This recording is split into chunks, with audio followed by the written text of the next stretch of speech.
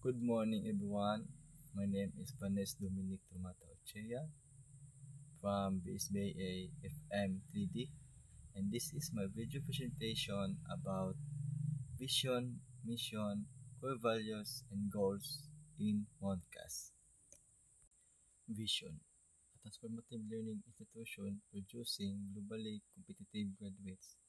Mission: to deliver quality education and dynamic instruction, relevant researches, a sustainable extension program gains toward socio-economic development. Core values: MONCAS. M. Moral uprightness. O.